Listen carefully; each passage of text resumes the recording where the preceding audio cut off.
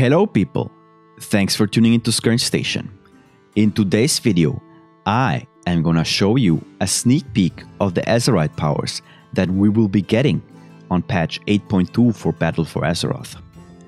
Currently, I am on the PTR, the Public Tests realm, here in the Chamber of Heart that we all know. And I have just finished my pre-quest to unlock the Azerite powers. And I have already unlocked all of them because it's very easy here to do it on the Public Test realm.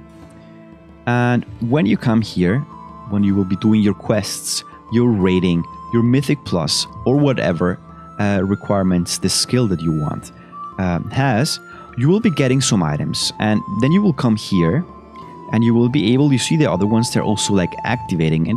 You will be able to use these skills. I personally already unlocked all, so it's a bit difficult to show you now, but you will stand here, you will see here your Heart of Azeroth, and then you will see the standard like white or yellow glow that you see when you activated a skill.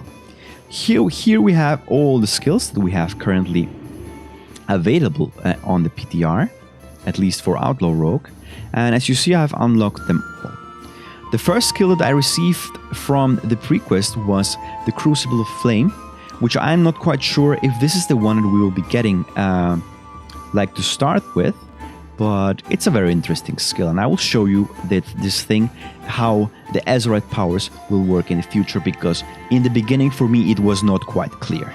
So here we have, for example, the Crucible of Flame. We see that we have on the one side a major power, so like for example, this is an active ability. In this case, it's called the Concentrated Flame, the Concentrated Flame, yeah.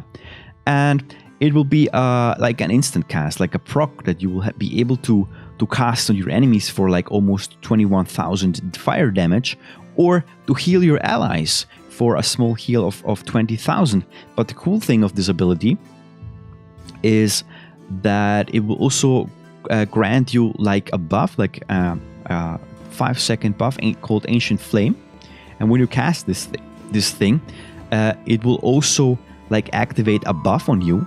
I will show it right away. When you set it active, this is how you set the skills after you take it, and you press it here, and then you just drag it on as a normal skill on your skill bar, and here you can use it, and you see that we have here the casting animation and also the buff that we get.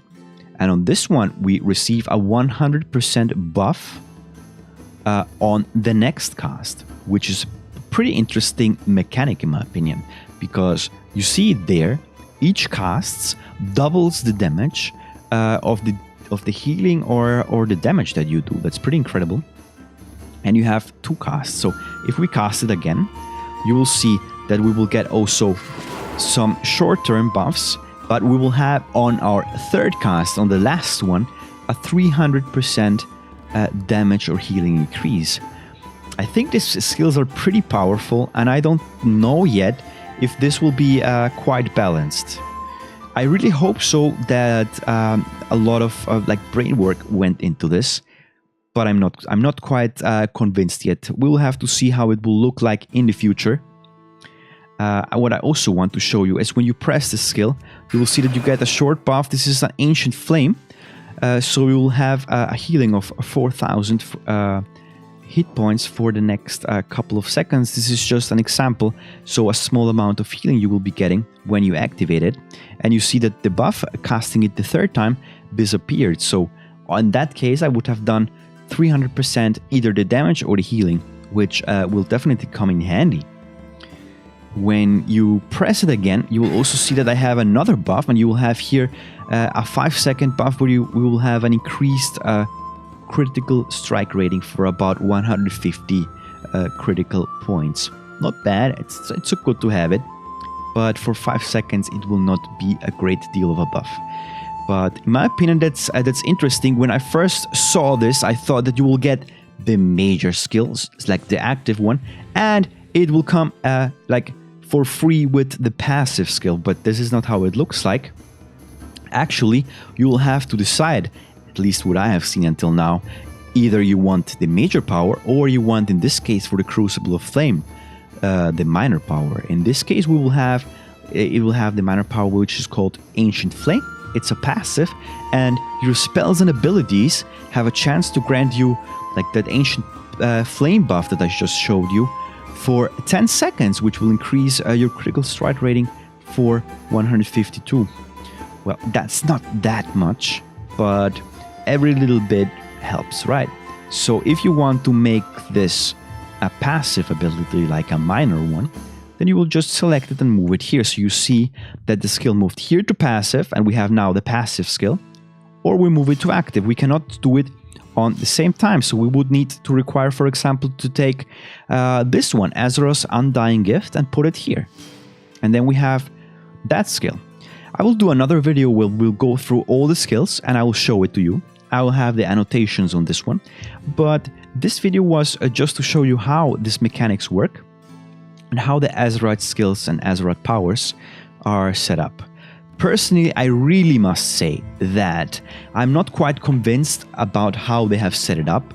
I seriously beg Blizzard that they have done this old friendly, which means that you will have only to unlock it with one character. I really hope so. If not, I am pretty much concerned of the state of the game and of the state of the future of this expansion. I have been very active in Legion. I have been active actually since vanilla, and at the moment I'm a bit like burned out about this game. And I see the skills, they sound different. I don't know how the rotations will gonna change. I hope that we get some cool gameplay now, but I'm not quite sure. Especially because some of the unlocks are required that you do PvP, and that you do, for example, on this one, on the condensed life force, and that's what makes me very concerned, is that you will be required to like do some quests, of course. And if you want to have maybe the next rank, which I hope it's just a cosmetic difference, but I don't think so, because the skill will get better, you will have to defeat Queen Ashara in mythic difficulty. Yeah, in mythic difficulty. That's like I don't even know if there's like 5% of the player base that is playing currently mythic content, like mythic rating content. Maybe it's a dungeon. I don't know. Leave in the comments also your opinions on this. I'm a bit concerned, but I hope that this will turn out to be an enrichment to the current expansion. People, don't forget to subscribe and to leave a like if you liked and enjoyed this video. And I hope to see you on maybe a live stream or next time. Bye.